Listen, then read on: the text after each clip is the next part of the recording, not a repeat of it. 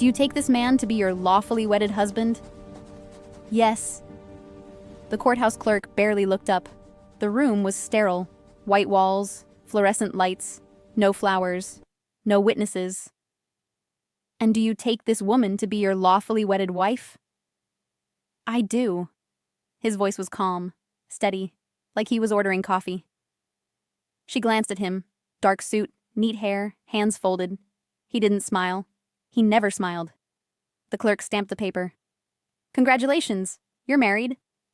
No kiss, no applause. She exhaled slowly, gripping the pen as she signed her name. Her hand trembled. He didn't touch her. Outside, the air was cold. She pulled her coat tighter, staring at the gray sky. You're sure this will protect me? She whispered. He turned to her, his expression unreadable. No one will ever touch you again. She wanted to believe him. Then she saw them. 3 black SUVs, parked in a perfect line. Engines running. Men stepped out, suited, earpieces, hands behind their backs. They bowed. All of them, low, synchronized, to him. Her breath caught. Why are they bowing to you? He didn't answer. He opened the car door for her. Get in. She hesitated. Now. Hello, lovelies. Welcome to Afro-Korean Story Vault, the hub of great stories. If you're already hooked, like this video and subscribe to Afro-Korean Story Vault, because this story is about to get darker than you think. She didn't know his real name, not at first. When they met 6 months ago at a diplomatic function in Geneva, he introduced himself as Daniel Kim, a translator for corporate clients. Quiet, unremarkable. The kind of man who stood in corners at parties, holding a glass of water, observing everything and saying nothing. She was Amara Okonkwo, a procurement consultant for international NGOs. She'd spent the last 5 years negotiating contracts in conflict zones, moving from Nairobi to Beirut to Jakarta. She was good at being invisible. It kept her alive. But someone had noticed her anyway. It started 3 months after Geneva. A message on her phone from an unknown number. A photo of her leaving her apartment. No words, just the image. She deleted it.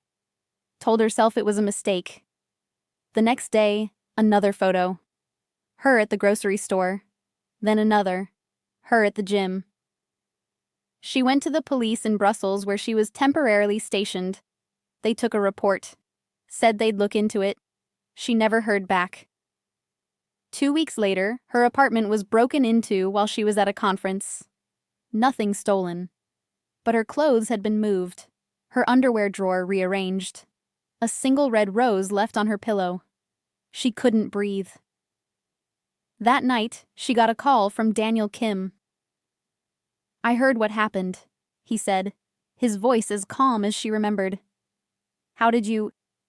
I have connections. I can help. I don't need help. I need the police to do their job.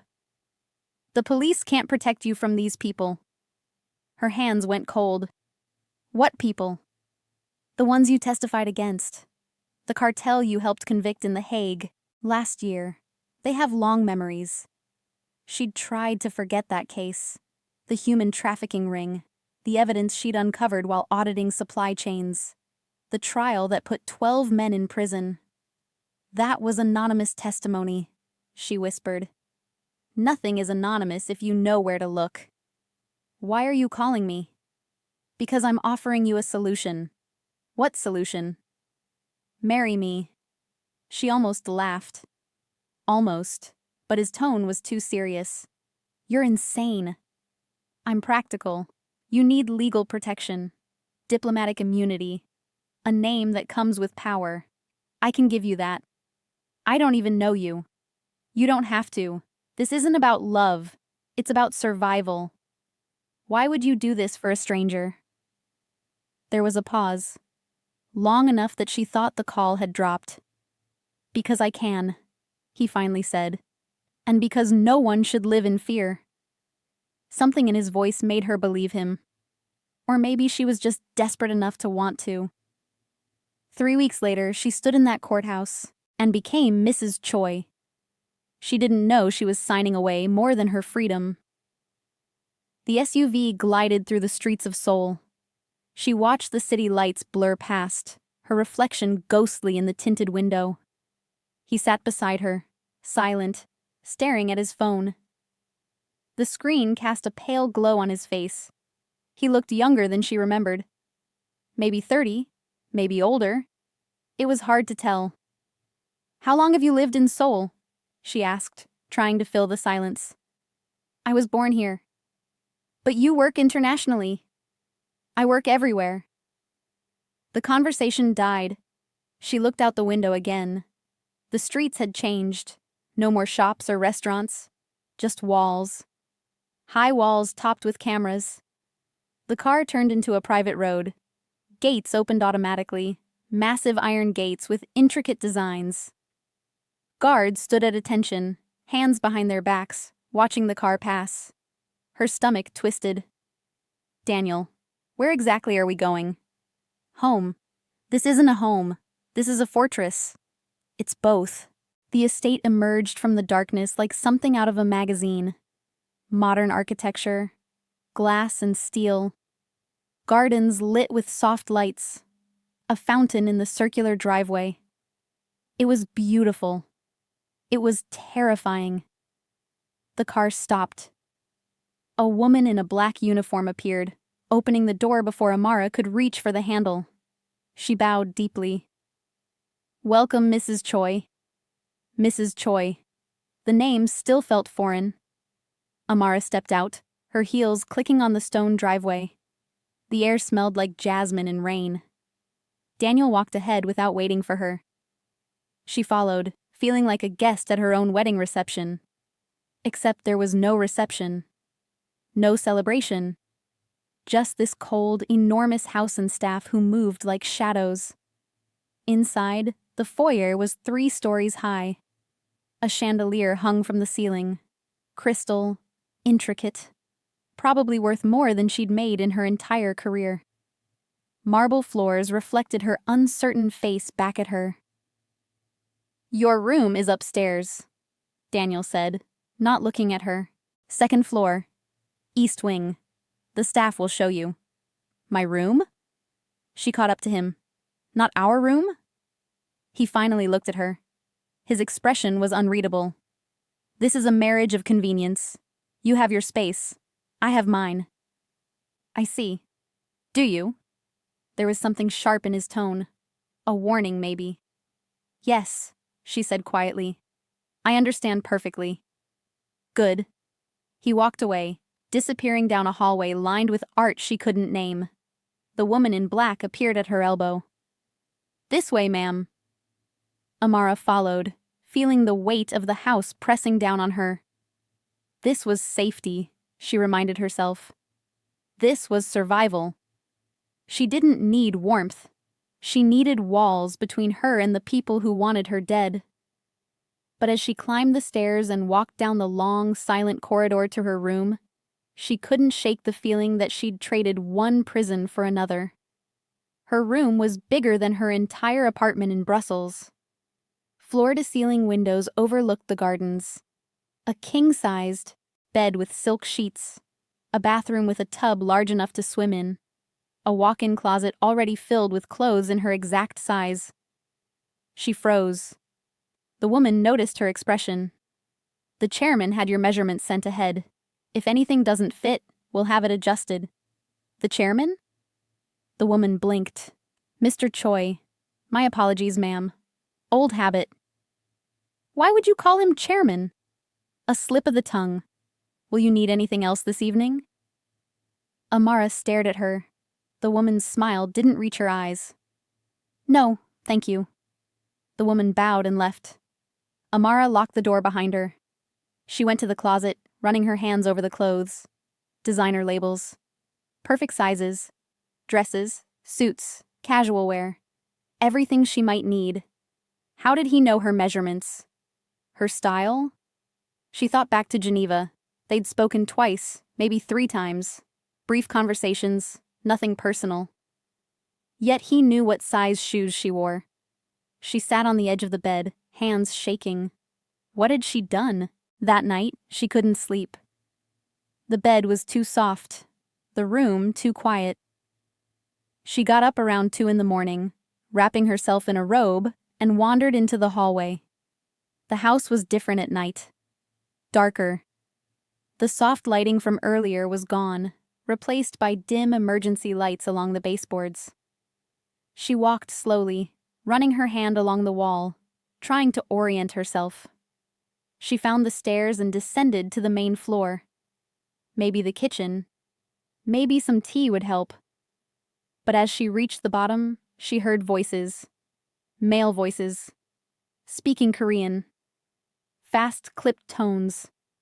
She followed the sound to a half-open door. Light spilled into the hallway.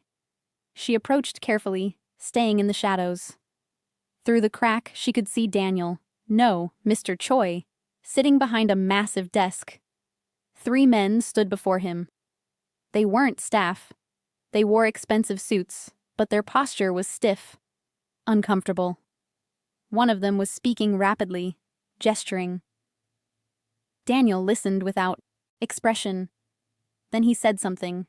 One word. Sharp. The man stopped talking immediately. Daniel stood. He walked around the desk slowly, hands in his pockets. When he spoke again, his voice was different. Lower, colder. The kind of voice that made the temperature in the room drop. The 3 men bowed. Not a polite nod. A full bow, submissive.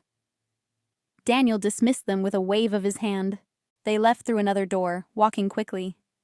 Amara stepped back, heart pounding. She turned to leave, but her foot caught the edge of a rug. She stumbled, caught herself. But the sound was enough. Come in. His voice cut through the silence like a blade. She froze. I know you're there. Come in. She had no choice. She pushed the door open and stepped inside. He was pouring himself a drink. Whiskey, from the look of it. He didn't look at her. Can't sleep? I was looking for the kitchen. The kitchen is on the other side of the house. I got lost. Did you? He finally turned to face her. His tie was loosened. His shirt sleeves rolled up. He looked tired. Almost human. Who are those men? She asked. Business associates. At 2 in the morning? Business doesn't sleep. What kind of business? The kind that pays for houses like this. That's not an answer. He took a sip of his drink. No, it's not. You said you were a translator. I translate meaning, intent, power. Languages are just one form of communication. Stop being cryptic. Stop asking questions you're not ready to hear the answers to. She stepped closer. I married you. I think I deserve some honesty. You married me for protection. I'm protecting you. That's all you need to know. Is it? His jaw tightened. Yes. Those men bowed to you like you were royalty. Respect comes in many forms. That wasn't respect. That was fear. He set his glass down. Go back to bed, Amara. Not until you tell me. Go to bed. His tone left no room for argument. She turned and left, feeling his eyes on her back the entire way. The first week passed in a haze. She had everything she could want. Food appeared when she was hungry. Her laundry was done before she noticed it was dirty. The staff anticipated her needs before she voiced them. But she was alone. Daniel, Mr. Choi, was a ghost. She saw him at breakfast sometimes. He'd sit at the far end of the long dining table, reading newspapers in Korean, drinking black coffee. He never spoke unless she asked a direct question. And even then, his answers were short, polite, distant. He left the house by 7 every morning. Returned after she'd gone to bed. She tried to go out once. Just to the garden, to feel the sun on her face. A guard appeared within seconds. Can I help you, ma'am? I'm just walking. Of course, I'll accompany you. I don't need an escort. Security protocols, ma'am. Whose protocols? The chairman's. There it was again. Chairman. He's not a chairman, she said firmly. He's a translator. The guard's expression didn't change. Of course, ma'am. But she saw it. The flicker of confusion. The careful neutrality. She walked back inside. That afternoon, she decided to explore the house properly. If this was her home now, she should know it. Most of the rooms were unlocked. A library with books in multiple languages. A gym with equipment she didn't know how to use. A home theater. A room filled with traditional Korean art. Another with modern sculptures. It was a museum, not a home. She found a locked door on the second floor. West wing. She tried the handle. Nothing. That area is under renovation, ma'am. She spun around. The housekeeper, a woman named Mrs. Han, stood behind her, hands folded. I didn't hear you. My apologies. Can I help you find something? No, I'm just looking around. Of course. Dinner will be ready at 7. Will Mr. Choi be joining me? I believe he has a late meeting. He always has a late meeting. Mrs. Han smiled. It didn't reach her eyes. He's a very busy man. Doing what exactly? I'm sure I wouldn't know, ma'am. But she did know. Amara could see it in the way her expression closed off. The way she changed the subject. Would you prefer Korean or Western cuisine this evening? Whatever's easiest. Nothing is too much trouble, ma'am. Amara watched her walk away, feeling the walls close in a little tighter. On the 8th day, something changed. She woke to shouting, loud, angry Korean voices from somewhere below. She got dressed quickly and went downstairs. The voices were coming from Daniel's study. The door was closed, but she could hear everything. Or rather, she could hear the emotion even if she couldn't understand the words. Someone was angry, yelling, accusing. Then Daniel's voice, quiet, calm, a single sentence. Silence. The door opened. A man stormed out, 50s, expensive suit, face red with rage. He didn't even glance at Amara as he passed. She approached the study. Daniel was standing by the window, hands in his pockets, staring out at the gardens. Everything okay? She asked softly. Fine. That didn't sound fine. It's handled. Who was that? No one important. He seemed important. Daniel turned to look at her. Really look at her. For the first time since the wedding, she felt like he was actually seeing her. Do you regret it? He asked. Regret what? Marrying me. She considered the question. Considered lying. I don't know yet.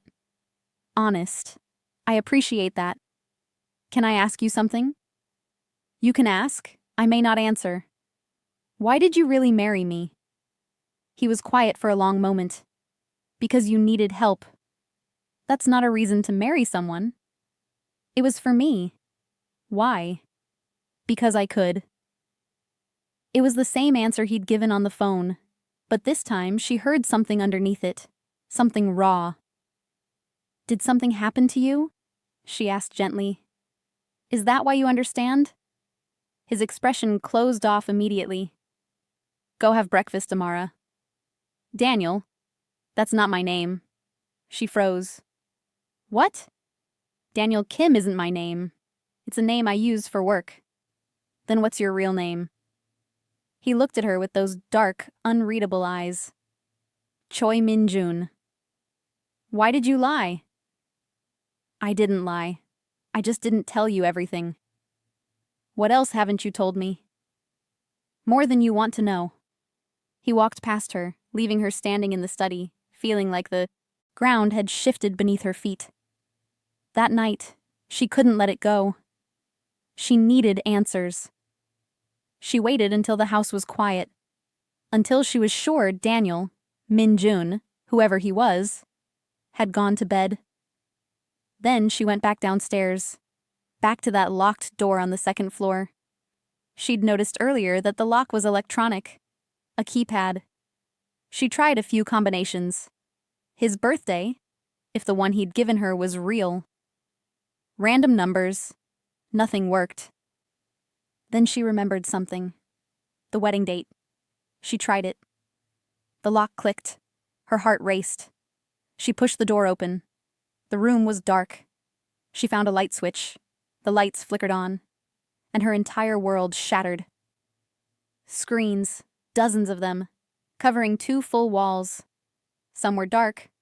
Others showed live feeds, security cameras, but not of the house.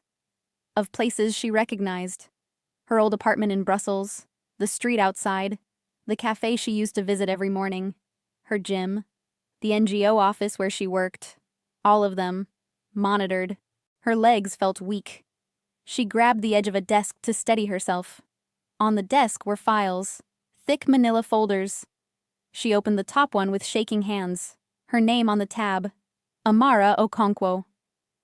Inside, photos, dozens of them, her leaving her apartment, having coffee, walking to work, at the airport, in Nairobi, in Jakarta, in Geneva, dates going back 3 years. 3 years. She flipped through them, her breath coming faster. There were notes too, times, locations, who she met with, what she did. Every single day of her life for 3 years, documented. She opened another file, more photos. But these were different. Surveillance images, men watching her, following her. The cartel members? She didn't know. But someone had been watching them watch her. Someone had been protecting her before she even knew she needed protection. Her hands trembled as she opened a third file. This one had floor plans of her apartment, her office, places she frequented, escape routes marked in red, danger zones in yellow. There was a tab marked Intervention. She opened it. Inside was a detailed plan, step by step, how to approach her, how to gain her trust. The marriage proposal, every word calculated, every moment scripted. She felt sick. At the bottom of the file was a handwritten note. She can never know the truth. If she asks, tell her it was random. Tell her anything but the truth. The handwriting was precise, controlled. His handwriting. She heard footsteps in the hallway. She spun around. Minjun stood in the doorway. He wasn't surprised, wasn't angry. He just looked tired. "You weren't supposed to find this," he said quietly. "You've been watching me for 3 years. Yes. You planned everything. Yes. Why? I told you. To protect you. Before I even knew I needed protection." He stepped into the room. "The cartel put a price on your head the day you testified. I found out before they could act." "How?" "Because I have people everywhere. Because I know things before they happen. That's what I do." "Who are you?" He closed the door behind him. "Sit down." "No." "Amara, sit down." Something in his voice made her obey. She sank into a chair, her legs giving out. He leaned against the desk, arms crossed. "My name is Choi Min-jun. I'm the chairman of Cheonsa Group. It's a private conglomerate. We control shipping, logistics, security networks, and information systems across Asia, Europe, and parts of Africa. On paper, we're a legitimate corporation. In reality, we operate in the spaces between legal and illegal. We move things. We protect people. We eliminate problems. You're a criminal. I'm pragmatic. That's not an answer. It's the only one I have." She stared at him. "Why me?" "Because 3 years ago, you uncovered a trafficking network that was using my supply chains. You didn't know it at the time, but the evidence you found implicated some of my routes. I started monitoring you to see if you were a threat. And you weren't. You were just good at your job. Too good. You found patterns no one else saw. You testified. You put dangerous people in prison. So you decided to watch me like a lab rat?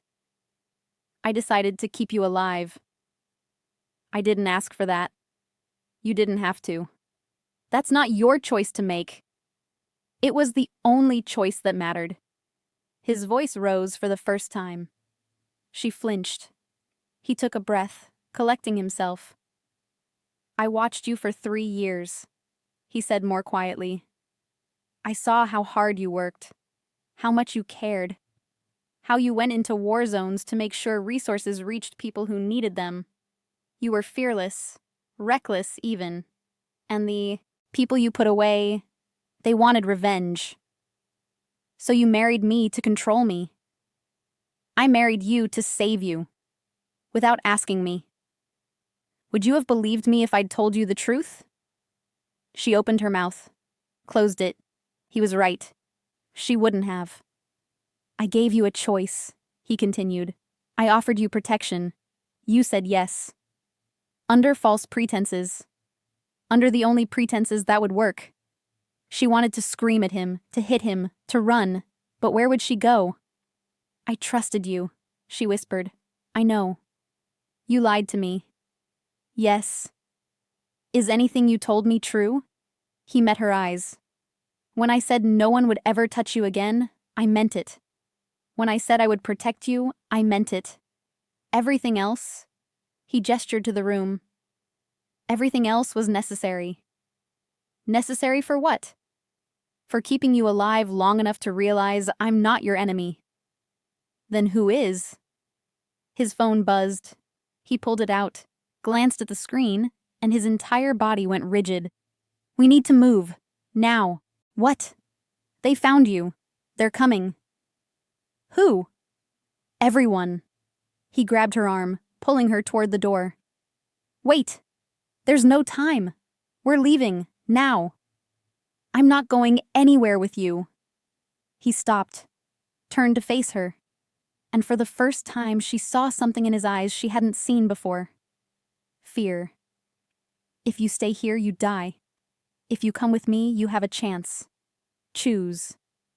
She heard it then, distant, growing closer. Sirens. No, not sirens. Engines, cars, multiple vehicles. Minjun pulled her into the hallway, moving fast. Staff appeared from nowhere, all of them armed. They weren't housekeepers anymore. They were soldiers. South exit, Minjun ordered. 3-car convoy, full perimeter. Yes, sir. He pulled Amara down a staircase she'd never seen before, hidden behind a panel. Where are we going?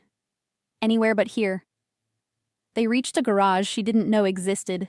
3 black SUVs, engines running.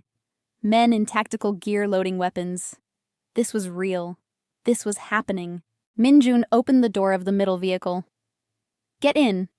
She climbed inside. He slid in beside her. The convoy moved. Behind them, she heard explosions. She twisted to look out the back window. The house, the beautiful, terrifying house, was on fire. Oh my God. Don't look. But she couldn't stop. Flames lit up the night sky. Who did this? My brother. She turned to stare at him. Your brother? It's complicated. Explain it. Not now. Yes, now. The car swerved suddenly. Gunfire erupted behind them. Minjun pushed her down, covering her body with his. Stay down! More gunfire, the sound of metal hitting metal, shouting in Korean. Then silence. The car sped up. Minjun slowly lifted himself off her. He checked her over, hands moving quickly, professionally. Are you hurt?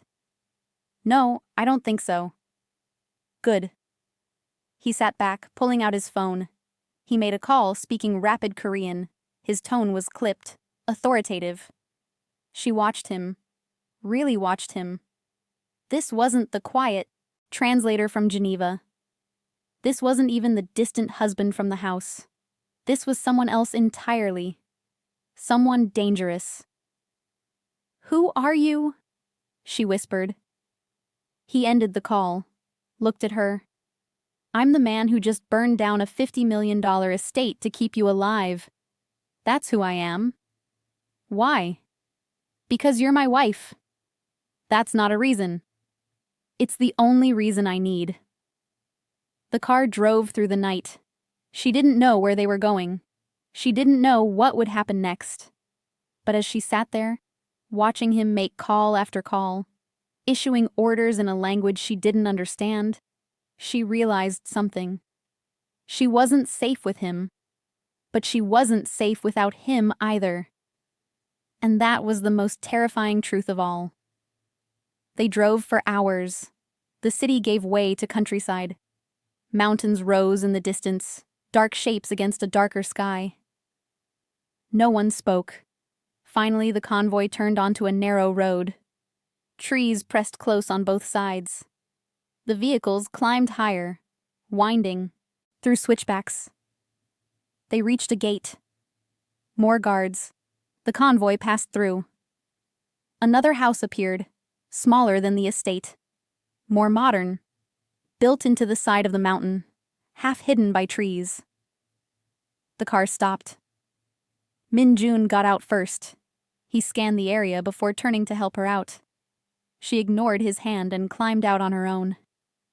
The air was cold up here. Clean.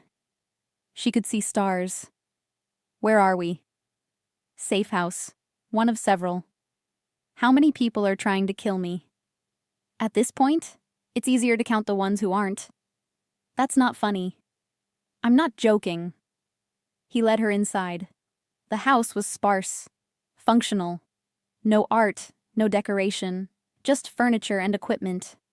A war room, not a home. She stood in the main room, hugging herself. I want answers. Real ones. You'll get them. But first, you need to rest. I can't rest. I just watched my house explode. It was my house. Semantics. He almost smiled. Almost. You're right. I'm sorry. The apology surprised her. He gestured to a hallway. There are bedrooms upstairs. Pick one. Lock the door if it makes you feel better. We'll talk in the morning. I don't want to wait until morning. Amara? No. You owe me the truth. All of it. Now. He studied her for a long moment. Then he nodded. Okay, sit down. They sat across from each other in the sparse living room. He poured 2 glasses of whiskey, slid one across to her. You'll want this. She didn't drink, just held the glass, waiting. He took a sip of his own. Then he began. Cheonsa Group was founded by my grandfather. After the Korean War, he built it from nothing. Shipping, logistics, eventually security. He had connections everywhere. Government, military, corporate. He taught me the business when I was young. How to read people, how to anticipate threats, how to survive. Sounds like a normal childhood, she said dryly. It wasn't. When I was 12, he was assassinated. A rival. Family. They wanted control of the network.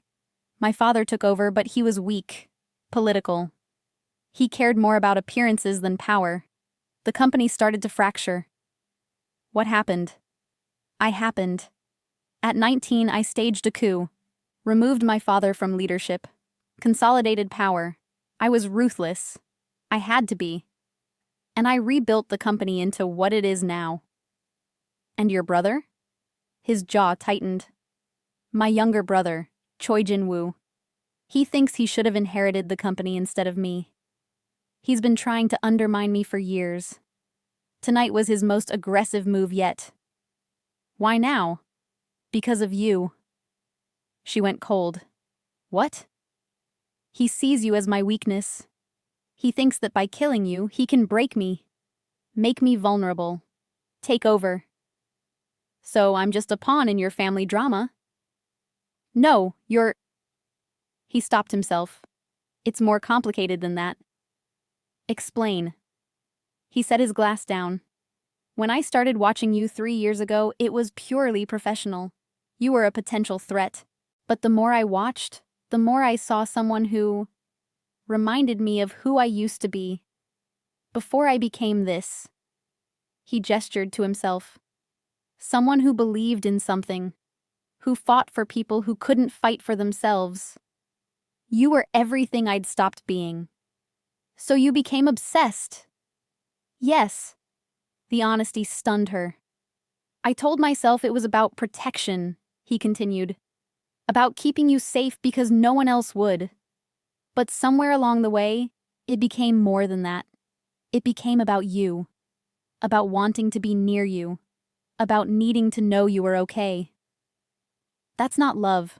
That's obsession. I know. It's sick. I know that too. She stood up, pacing. You watched me for years. You manipulated me into marrying you. You've controlled every aspect of my life. And now you're telling me it's because you're obsessed with me? Yes? How am I supposed to respond to that? I don't know. She laughed. It came out harsh, bitter. You don't know. The man who plans everything doesn't know. With you, I never know. She stopped pacing, looked at him. He looked exhausted, human. For the first time since she'd met him, he looked like someone who could break. Do you love me? She asked. He met her eyes. I don't know if what I feel can be called love, but I would burn the world for you. Does that answer your question? It did, and it terrified her. Because part of her, a part she didn't want to acknowledge, felt the same way. She sat back down. What happens now? We survive. My brother won't stop. He has resources, allies. This is just the beginning. Can you win? I always win. That's not what I asked. He was quiet. I don't know. The honesty was worse than the lie. She drank the whiskey. It burned going down. If you die, what happens to me? Everything becomes yours. The company, the assets, the network. I signed the papers the day we got married. I don't want any of that. You'll need it to survive. Or I could just walk away. Where? Would you go? My brother knows who you are now. The cartel still wants you dead. You're marked. The only safety you have is through me. So I'm trapped. You're protected. Same thing. No, it's not. She wanted to argue, but she was too tired. Show me to a room. He stood, led her upstairs. Opened a door to a small bedroom. Basic, but clean. Lock the door, he said. I'll be downstairs if you need me. I won't need you. He nodded, started to leave, then stopped. For what it's worth, he said without turning around. I'm sorry. For what? For all of it. For watching you. For lying. For dragging you into this. You deserved better. Yes, I did. He left. She locked the door. And for the first time since the wedding, she cried. Morning came too soon. She woke to sunlight streaming through the window and the smell of coffee. She went downstairs. Minjun was at a table, laptop open, phone to his ear. He was speaking Korean again. Fast. Intense. He saw her and ended the call. There's coffee and food in the kitchen. I'm not hungry. You should eat anyway. She ignored him and poured coffee. Stood by the window, looking out at the mountains. It's beautiful here, she said. It's isolated. That's what matters. How long do we stay? Until I neutralize the threat. How? I have people working on it. People? You mean killers? I mean soldiers. That's not better. He closed the laptop. I know you hate me right now. I don't hate you. I don't know what I feel. That's fair. She turned to look at him. Why didn't you just hire bodyguards for me? Why marriage? Because bodyguards can be bribed, threatened, killed. A husband, especially one with my resources, is a permanent shield. Legally, politically, financially. Marriage binds you to me in ways that can't be easily undone. It makes you untouchable. It makes me property. It makes you family. There's a difference. Not from where I'm standing. His phone buzzed. He glanced at it. His expression darkened. What is it? My brother made a statement. He's claiming I kidnapped you, that you're being held against your will. Her stomach dropped. What? He turned the laptop toward her. A news article. Korean headline, but she could see the photo. Her face next to Min Jun's. He's painting himself as the hero, saying he's trying to rescue you from me. Is anyone going to believe that? Enough people will. He's very convincing when he wants to be. So what do? We respond, you're going to make a statement. Saying what?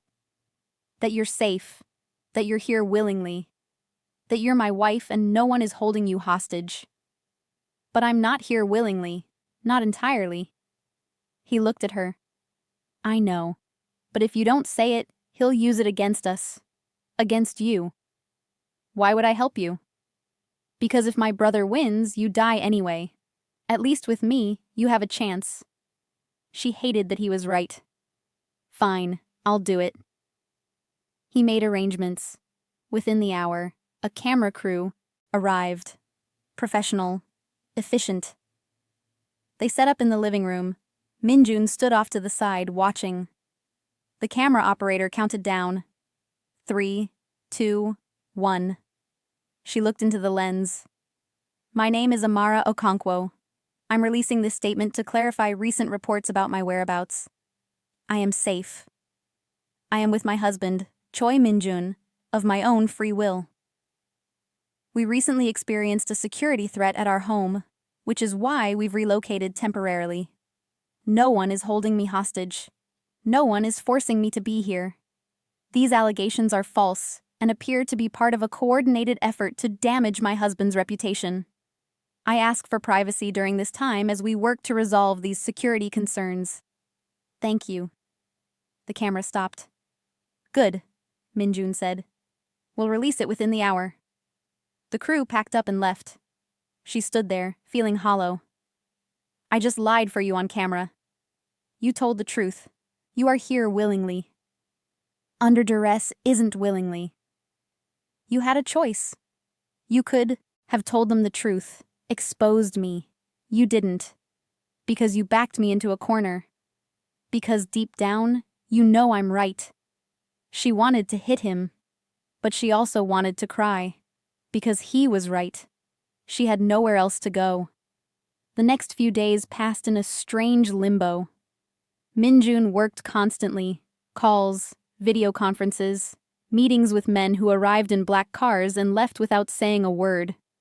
She stayed in the background, reading books she found on the shelves, staring out at the mountains, trying to make sense of her life.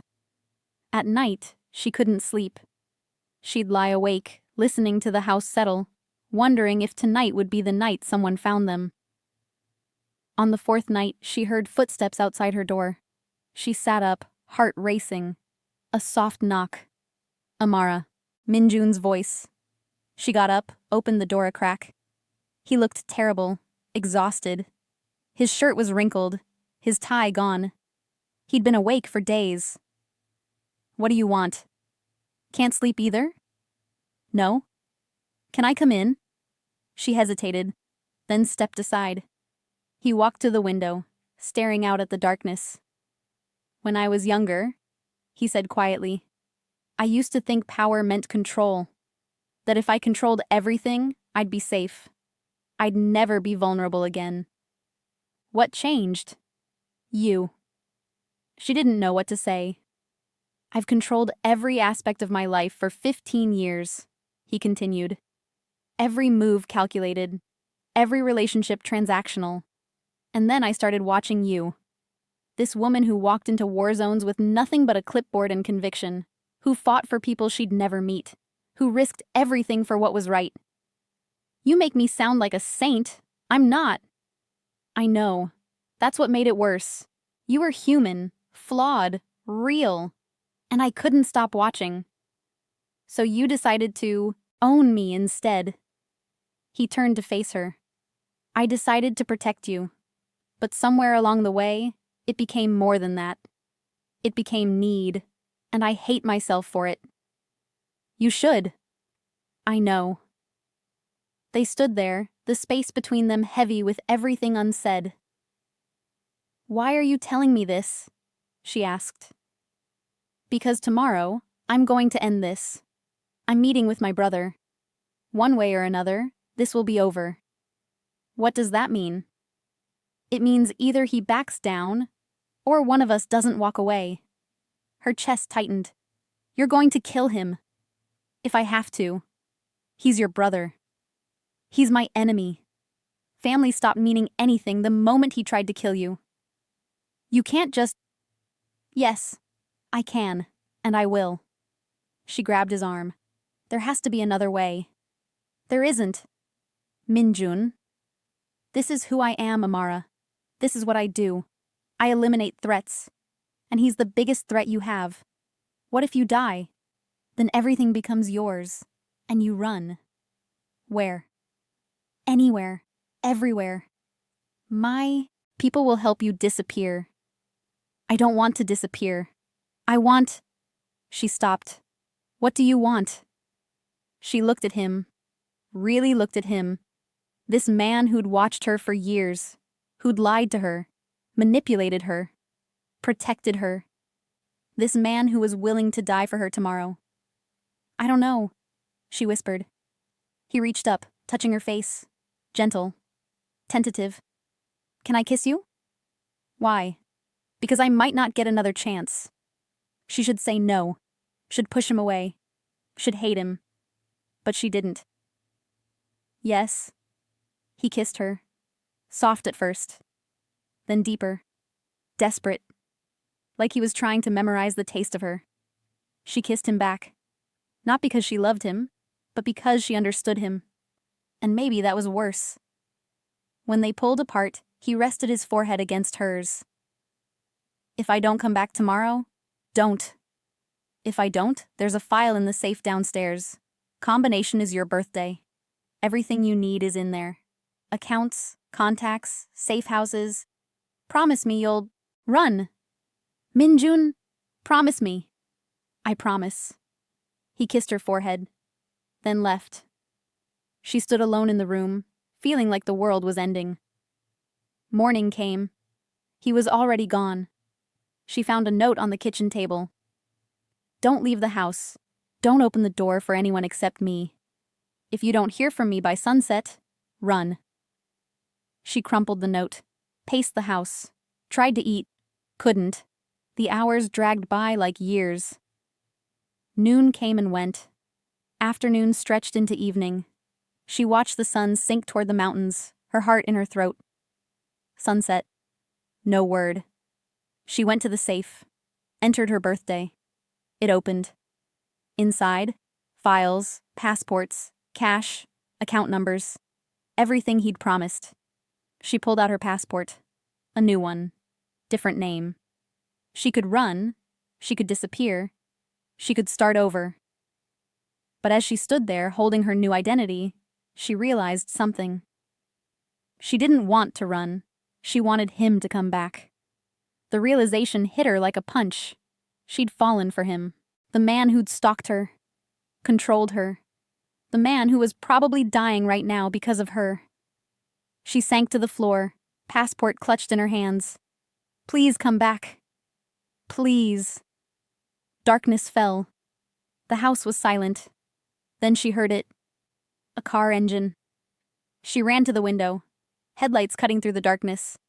One car, not a convoy. Her heart pounded. The car stopped. The door opened. Minjun got out. He was limping. His shirt was torn, blood on his face. But he was alive. She ran outside, not caring about safety protocols or anything else. He looked up, saw her running toward him. I told you to stay inside. You're alive. Barely. She reached him. He stumbled. She caught him. What happened? It's over. He's done. Is he dead? No. But he wishes he was. She helped him into the house, sat him down, started cleaning his wounds. You should see a doctor. I've had worse. That's not comforting. He caught her hand. I'm sorry. For what? For putting you through this. For everything. Stop apologizing. You're alive. That's what matters. Why? Why what? Why does it matter if I'm alive? She met his eyes. Because somewhere along the way, I stopped hating you. That's not an answer. It's the only one I have right now. He pulled her closer. She didn't resist. I meant what I said last night, he said quietly. About needing you. I know. Does that scare you? Terrified. Good. That makes two of us. She kissed him, properly this time, not out of desperation or fear, but because she wanted to. When they pulled apart, he touched her face. What happens now? I don't know, but we figure it out together. Together? Yes. You're sure? She thought about it, about everything that had happened, everything he'd done, everything they'd been through. No, but I'm willing to try. He smiled. A real smile. The first one she'd ever seen. That's more than I deserve. Probably, but you're stuck with me now. I can live with that. They sat there, in the quiet house, two broken people trying to figure out how to be whole together. It wasn't love. Not yet. But it was something. And for now, that was enough. The next morning, they returned to Seoul. The burned estate had been secured. Investigators swarmed the grounds. Min-jun handled it all with the same calm efficiency he handled everything. His brother had been arrested. Charges ranging from arson to attempted murder. The board had voted unanimously to support Min-jun's leadership. It was over. But as Amara watched him move through the aftermath, giving orders, managing the crisis, she realized it would never really be over. This was his life. This was who he was. And she'd chosen to stay. They moved into a new house, smaller, more secure, but somehow warmer. He still worked constantly, still disappeared into his study for hours. But now he came to bed. Now he talked to her. Now he let her see the parts of himself he'd kept hidden. It wasn't perfect. They fought. About his work. About her safety. About the fact that he still had people watching her, though now he was honest about it. But they also learned each other. She learned that he took his coffee black because his grandfather did. That he couldn't sleep without checking all the locks twice. That he had nightmares about the night his grandfather died. He learned that she was terrified of small spaces. That she sang when she cooked. That she cried during commercials with dogs in them. Slowly, carefully, they built something real. One evening, 3 months after the attack, she found him on the balcony. He was staring at the city lights, lost in thought. She wrapped her arms around him from behind. What are you thinking about? How different my life would be if I hadn't watched that security feed 3 years ago. Better or worse? Emptier. She rested her head against his back. I still can't believe you watched me for 3 years. I can't believe you forgave me for it. I haven't. Not completely. Fair. But I'm working on it. He turned to face her, pulling her close. I don't deserve you. No, you don't. But you're stuck with me anyway. Promise? Promise. He kissed her. Soft. Tender. Nothing like those first desperate kisses. This was different. This was them. I love you, he said. It was the first time he'd said it. She looked at him. This complicated, dangerous, broken man who'd turned her life upside down. I know, she said. I love you too, even knowing everything. Especially knowing everything. He held her tighter.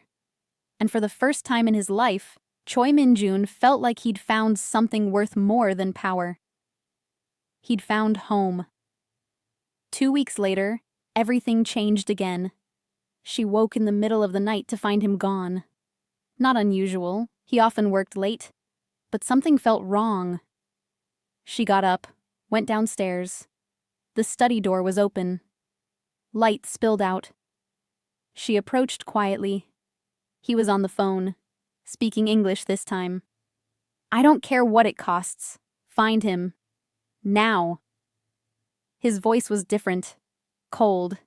The voice from that first night in his study. Who are you talking about? She asked from the doorway. He spun around. You should be in bed. Who are you looking for? He hesitated, then sighed. Your brother. She froze. I don't have a brother. You did, until he disappeared when you were 12. The world tilted. How do you... I know everything about you, remember? Including the parts you don't talk about. Her brother. Marcus. He'd run away when she was 12 and he was 16. She'd spent years looking for him. Eventually gave up. Assumed he was dead. Why are you looking for him? Because someone else is too. Someone dangerous. And if they find him first, they'll use him to get to me. Yes. She sank into a chair. This never ends, does it? No, it doesn't. This is my world. It's messy and dangerous and complicated. And now it's yours too. I didn't ask for this. I know, but you're here anyway. She looked at him. If you find him first, what happens? I protect him. I bring him somewhere safe. And I make sure no one can use him against you. Why would you do that? Because he's important to you. That makes him important to me. Even though we haven't spoken in over 15 years? Even then. She felt tears building. I don't know if I can do this. This life. This constant danger. He knelt in front of her, taking her hands. I know it's hard. I know you didn't sign up for this, but I promise you, I will do everything in my power to keep you safe, to keep the people you love safe. That's what I do. That's who I am. What if it's not enough? Then I'll die trying. That's not comforting. It's honest. She wiped her eyes. Find him, please. I will. And Minjun? Yes. Thank you for trying. He kissed her hands. Always. 3 days later, his people found Marcus. He was alive, living in Bangkok under a false name, working as a mechanic. He had a wife, a daughter, a whole life Amara knew nothing about. Minjun arranged a video call. She sat in front of the screen, heart pounding as the connection loaded. Then he appeared. Older, tired, but unmistakably her brother. Amara? She couldn't speak, just nodded. Oh my God, I heard you were in trouble. I didn't know how to reach you. I'm okay, I'm safe now. Who's keeping you safe? Minjun appeared behind her. I am. Marcus's expression hardened. You're Choi, Minjun. You've heard of me. Everyone's heard of you. What do you want with my sister? I married her. Marcus's eyes went wide. You what? It's complicated, Amara said quickly. But he's telling the truth. We're married, and he's been protecting me. From what? From people who want me dead because of testimony I gave years ago. Marcus ran a hand through his hair. Jesus, Amara. What have you gotten yourself into? A life I didn't choose, but I'm making it work. Are you happy? The question caught her off guard. She looked at Minjun, then back at her brother. I'm getting there. Marcus didn't look convinced, but he nodded. If he hurts you, he won't. If he does, I'll kill him myself. Minjun almost smiled. I respect that. They talked for an hour, catching up, filling in 15 years of silence. When the call ended, she felt lighter, like a piece of her past had finally been healed. Minjun pulled her close. Feel better? Yes, thank you. You don't have to thank me. I do. You didn't have to do this. Yes, I did. Because you needed it. And what you need matters to me. She kissed him. I love you. I love you too. They stood there, holding each other, as the sun set over Seoul. It wasn't the life she'd imagined, but it was hers. And she was finally at peace with that. 2 months later, Min-jun came home early. She was in the kitchen, attempting to cook Korean food with the help of their housekeeper. He walked in, stopped, and stared. "What are you doing?" "Learning to make kimchi jjigae. Don't laugh." "I'm not laughing." "You're smiling." "That's different." She threw a dish towel at him. He caught it. "I have news," he said. "Good or bad?" "Good. The cartel that put the hit on you? They've been dismantled. Every member either dead or in prison. You're free." She set down the spoon. "Free? No more threats. No more hiding. You can go anywhere. Do anything." "I can leave?" His expression flickered. "If that's what you want." She studied him. This man who'd controlled every aspect of her life for years. Who'd watched her, manipulated her, protected her. This man who'd given her the choice to leave. "And if I don't want to leave?" "Then you stay." "Just like that?" "Just like that." She walked over to him. "You'd really let me go?" "If that's what makes you happy." "What would make you happy?" "You staying, but not because you have to, because you want to." She wrapped her arms around his neck. "I want to." "You're sure?" "Positive." He kissed her. Deep, grateful. "Thank God. I didn't know what I'd do if you left. Probably watch me on surveillance cameras." "Too soon." "Never too soon." He laughed. Actually laughed. And in that moment, she knew. This was love. Complicated, messy, born from obsession and control and circumstances neither of them chose. But it was real. And it was theirs. That night, they lay in bed, tangled together. "Min-jun? Do you ever regret it? Watching me for 3 years? All of this?" He was quiet for a moment. "I regret how it started. I regret lying to you. But I don't regret where we ended up." "Me neither." "Really?" "Really. You're infuriating and controlling, and you have serious boundary issues. But you're also loyal and protective, and you love me in a way no one else ever has." "That sounds like Stockholm Syndrome." She hit his chest. "It's not Stockholm Syndrome if I have the keys." "Do you have the keys?" "Metaphorically." "That's not how it works." "Fine. Then yes, maybe I have Stockholm Syndrome. But I'm happy anyway." "That's the most disturbing thing you've ever said." "Welcome to my life." He pulled her closer. "Our life." "Our life," she agreed. They fell asleep like that. Two broken people who'd found each other in the worst possible way. But they'd found each other nonetheless. And that was enough. 6 months later, she stood in the nursery they'd just finished setting up. Pale yellow walls, a crib by the window, toys already, stacked neatly on shelves. Min-jun came up behind her, wrapping his arms around her waist, resting his hands on her growing belly. "Nervous?" he asked. Terrified. "Me too." "You? The man who faces down criminals and corporate enemies without flinching? Those are easy. This is real." She leaned back against him. "We're really doing this. We really are. What if we're terrible at it? Then we'll be terrible at it together." She laughed.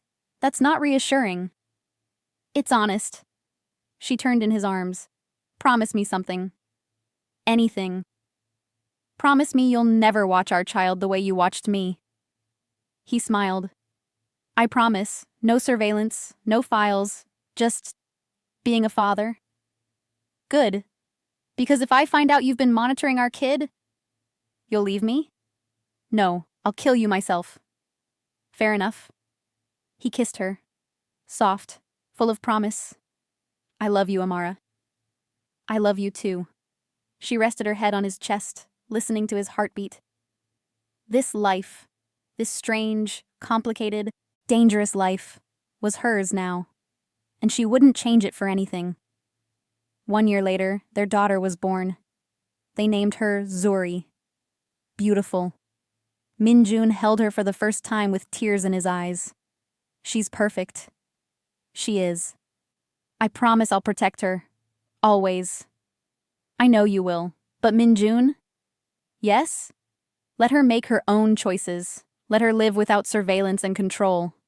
He looked at her, then down at their daughter. I promise, she'll be free in ways we never were. Thank you. He kissed Zuri's forehead, then Amara's. Thank you for giving me this. For staying. For choosing me even when you shouldn't have. Thank you for loving me even when it was obsessive and unhealthy. We're a mess, aren't we? The best kind of mess. They sat together, their small family, as the sun rose over Seoul. It wasn't a perfect life, but it was theirs, and that made it perfect enough. The end? Or was it? Because late that night, while Amara slept and Minjun worked in his study, his phone rang. A blocked number. He answered. Choi Minjun. A voice he'd hoped never to hear again. Hello, brother. His blood ran cold. You're supposed to be in prison. Was. Past tense. Amazing what money can buy. If you come near my family... Relax. I'm not interested in revenge. Not directly. What do you want? A truce. A meeting. You and me. Tomorrow. Alone. Why would I agree to that? Because if you don't, the information I have about your wife's real identity goes public. And trust me, brother, when the world finds out who she really is, your little family won't survive the fallout. The line went dead. Minjun stared at his phone. What information? What identity? He'd investigated Amara completely. He knew everything about her. Didn't he? He opened his laptop, started pulling up files, and then he saw it. A detail he'd missed, buried deep, encrypted. His hands started shaking. No, it couldn't be. But as he read, as the pieces fell into place, he realized the horrifying truth. Amara wasn't who she thought she was. And neither was he. The connection between them went back further than 3 years. Much further. He closed the laptop, looked toward the bedroom where she slept. Should he tell her? Should he destroy the evidence and pretend he never found it? Or should he meet with his brother and find out exactly what he knew? His phone buzzed. A text. Tomorrow, noon, the old factory. Come alone, or everyone learns the truth. Minjun stood, walked to the bedroom, stood in the doorway, watching Amara sleep, their daughter in the crib beside her. His family, his world, built on a lie he didn't even know existed. He turned away. Tomorrow everything would change. Again. He sat in his car outside the abandoned factory. Noon. Alone, as demanded. His brother was already there, leaning against a black sedan, smiling. You came. Tell me what you know.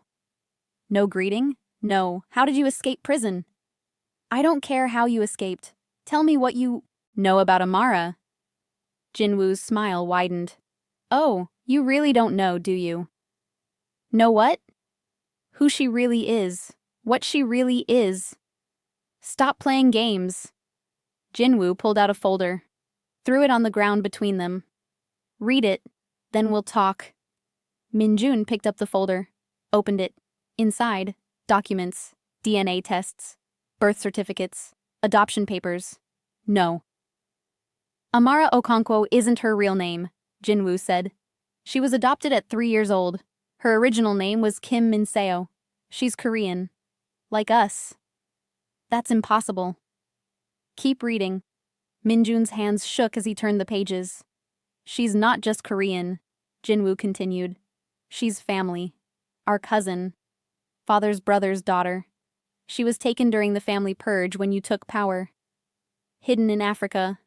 Given a new identity. New parents. New life. I never ordered. Not you, father. Before you took over, He sent her away to protect her from you, because he knew what you'd become. Minjun felt sick. You've been obsessed with your own cousin for 3 years. You married her. You've had a child with her. Stop. And the best part? She has no idea. Her adoptive parents never told her. They're dead now. The secret died with them. Why are you telling me this? Because I want you to suffer the way you made me suffer. You took everything from me. Now I'm taking everything from you. Tell her the truth. Lose her forever. Keep the secret. Live with the guilt. Either way, you lose. Minjun's mind raced. This couldn't be real. But as he looked at the documents, at the DNA evidence, he knew it was. What do you want? Nothing. This is a gift, free of charge. Consider it revenge for 15 years of humiliation. Jinwoo got in his car. Enjoy your family while it lasts, brother. Because secrets like this, they always come out eventually. He drove away. Minjun stood alone, holding the folder. He could destroy it, burn it. Pretend this conversation never happened. But he'd know. He'd always know. He got in his car, drove back to the house, found Amara in the nursery, rocking Zuri to sleep. She looked up, smiled. Hey, how was your day? He stared at her. This woman he loved. This woman who was his cousin. This woman who didn't know the truth about who she was. Fine, he lied. It was fine. She studied his face. You sure? You look pale. Just tired. Come here. He walked over. She took his hand. Whatever it is, we'll deal with it. Together. Okay? He nodded, but he couldn't speak. Because for the first time in his life, Choi Min-jun didn't know what to do. Tell her the truth and watch his world crumble? Or keep the secret and live with the weight of it forever? He looked at Zuri. Their daughter. Their beautiful, innocent daughter. Who was the product of a union that never should have happened? What had he done? Hello, lovelies. Welcome to Afro-Korean Story Vault, the hub of great stories. Should there be a part 2? Comment below if you need to know what happens next. Subscribe to this channel so you don't miss it. This story is far from over. If this story has you shook, smash that like button, subscribe for part 2, and drop a comment with your theory about what happens next. Will he tell her the truth? Can their love survive this? Let me know below. See you in the next story.